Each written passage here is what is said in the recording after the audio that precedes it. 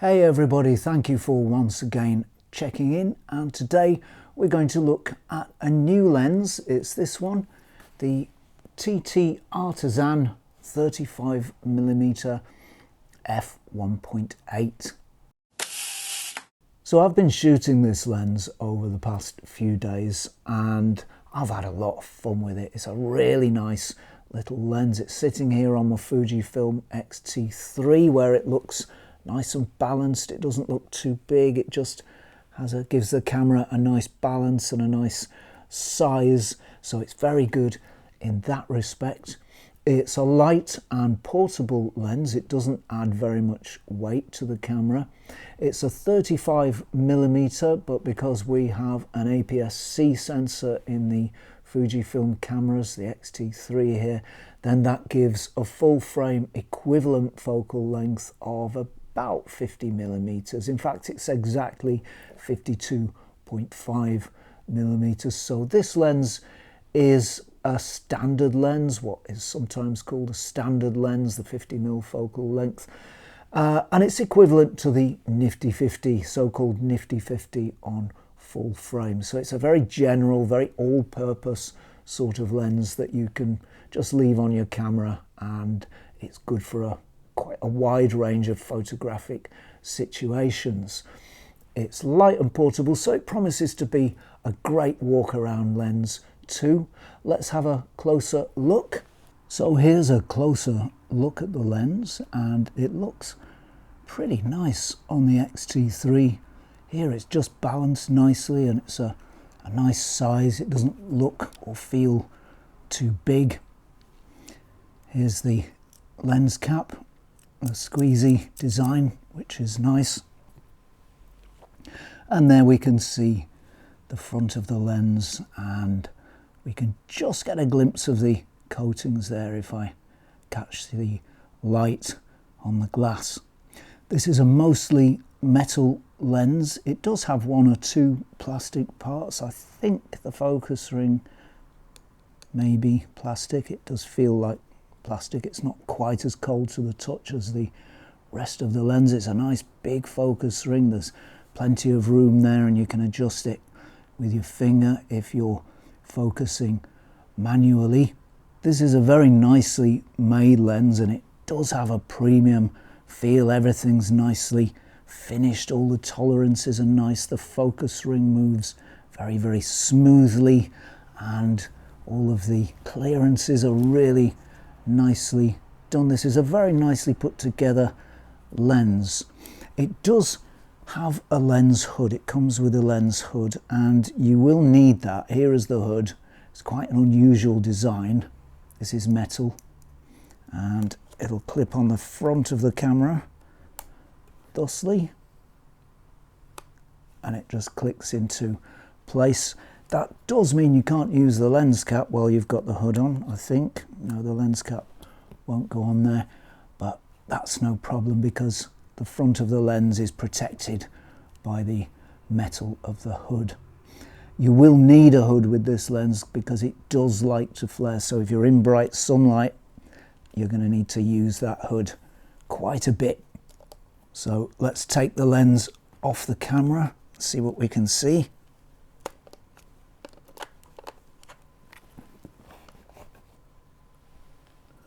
So there we are, there is the lens, and it is quite a light lens. There really isn't much weight to it. Here is the rear with all the metal contacts, and they're plated with gold just to make sure that those connections keep connecting. And we also have a lens cap. Here's the lens cap, and that too has electrical connectors in it, and that's for updating the software in the lens should you need to do so. And there's a USB-C socket there for updating the software. So a nice little light little package, very nice and easy to carry around, and a very nicely made lens as well. It makes beautiful images that are very, very sharp with some lovely background blur. An f1.8 lens, if you shoot it wide open, it's going to give you some lovely blur, and this one doesn't disappoint. So we've got those two things going on.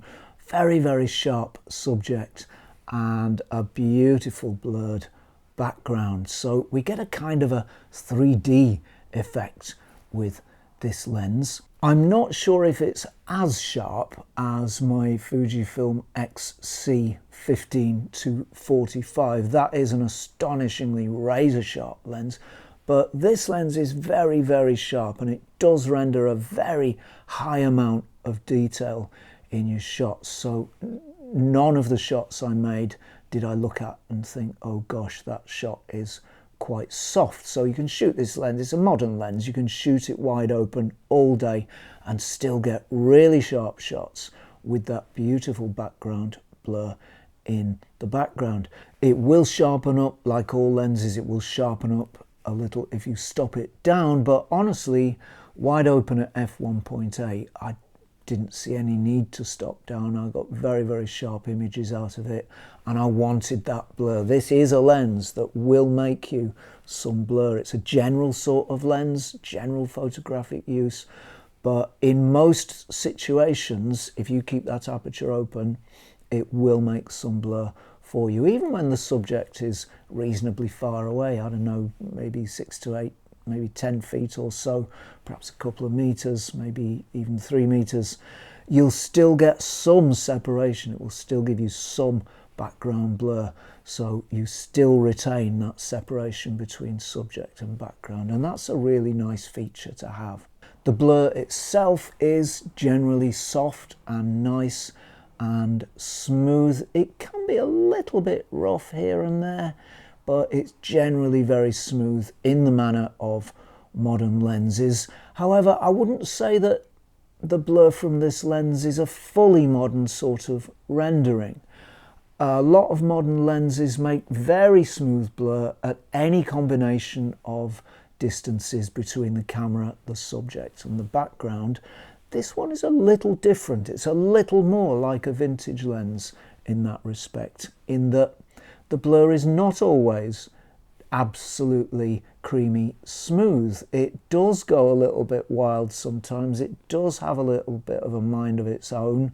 It's got energy, it's got momentum, it's got power, and it's got, I think, a little bit of swirl. So I was really surprised to see that. It's not very prominent, it's not very strong, it's not like the blur you'll get from a Helios 44.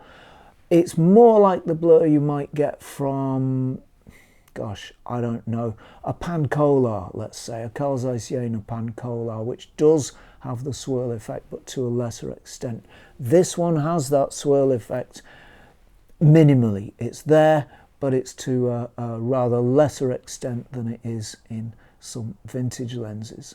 I really enjoyed using this lens, and one of the things I enjoyed most about it was not having to focus manually.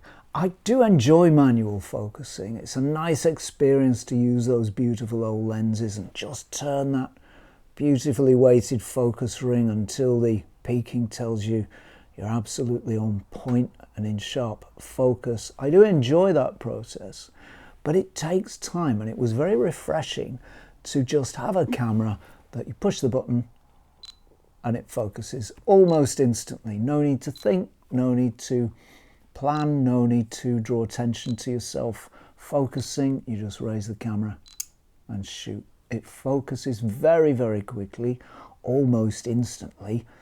I don't know if it's, you know, technically quicker or slower than many other lenses, but for my money, that's almost, on most occasions, pretty much instant. It does take a little time now and again, but it's pretty much instant, and that's been fast enough for me, and that's a really nice feature to have. The colours from this lens are absolutely gorgeous. It makes stunning colours. Difficult to describe. They're full of energy, they're full of punch, they're full of power. They're not overwhelming, cartoony sort of colours, but they're very, very prominent and very, very strong. And you know, I didn't think, never occurred to me, oh, shall I increase saturation? Because these colours are beautiful straight out the camera without any messing about, just on standard settings. You get very, very nice, powerful, juicy, vibrant colours out of this lens. So a very nice lens for colour rendering.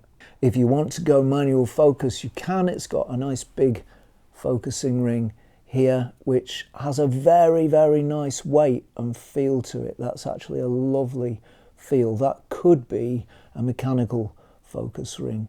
That's the kind of feel that it has. It's very nicely weighted. There's a little resistance, but not too much. It's like turning a nicely, really nicely lubricated and maintained mechanical focus mechanism. Quite light, but not too light. You can get your finger to that focus ring just when you want it. If you're shooting, it's very nice and easy just to put your finger there and focus. If you want to go manual, I didn't. I stayed with autofocus, but manual's there should you want it. The closest distance this lens can focus to is 0.6 of a meter, 60 centimeters. That's okay, that's nice. You can get fairly close to your subject. Personally, I would have preferred if we could have gone a little closer, maybe to 30 centimeters. That's a quality I really appreciate in a lens. I really appreciate that in the Carl Zeiss Jena lenses. Most of them go really close. This one does go close, but I would have liked it to go a little bit closer. So there are one or two things that I was less keen on the lens. Firstly, I would have liked there to be an aperture ring, which unfortunately there isn't. You can change the aperture, of course, just by using the little wheel on the back of the camera there, but personally I would have preferred an aperture ring. There is room there, and it's a shame there isn't one there, but there isn't. Also, there are no distance markings on the lens. I would have liked to see some distance markings as well for when you're using manual focus. These Fujifilm cameras are intended to reproduce as far as possible the experience of shooting on film, so that would have been nice to see also. The lens is very prone to flaring, really, really prone to it. The front element is pretty close to the front of the lens there, so it's going to be very easy for the sun to catch that glass at the wrong angle.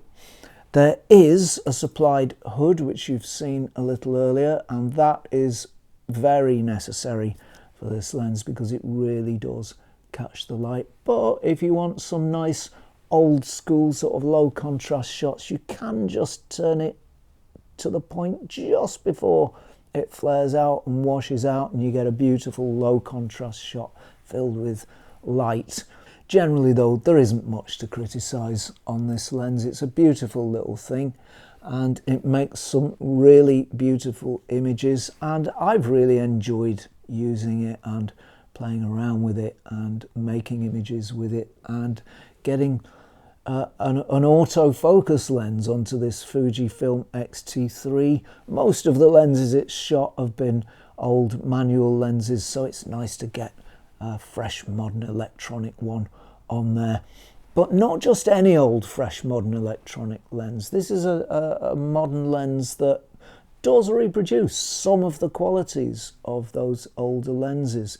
The little bit of swirl you get, the fact that it flares out quite easily, the fact that the blur can sometimes become a little wild and misbehave itself.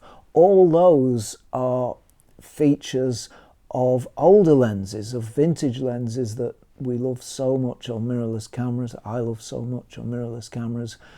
So it's a modern lens with a little bit of a twist. It's a modern lens that will give you something of the old rendering, but with all the ease of autofocus.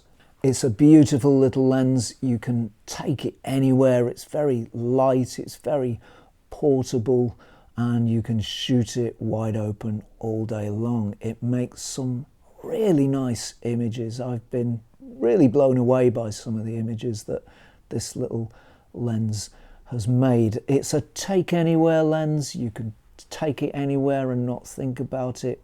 It's great for a range of general photography, and it will do a nice portrait as well because it makes that lovely background blur and subject stands out against it, and you get all the little bits of magic in the background that make a really great portrait.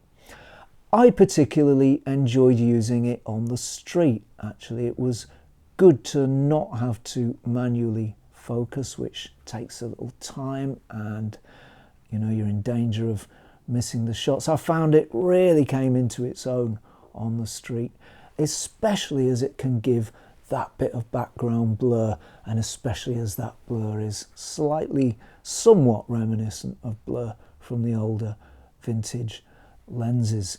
So a beautiful little lens from TTArtisan that I've really enjoyed using. So I guess that's about it from me for this week. I hope you've enjoyed this show. I hope you've found it useful. Many thanks to subscribers. I really value your support. Many thanks for that. And if you've enjoyed this episode, why not chuck us a sub? That would be really appreciated too. Many thanks go to patrons without whom this show couldn't be made in the form that it is. So many thanks to all of you, and that support is very much appreciated.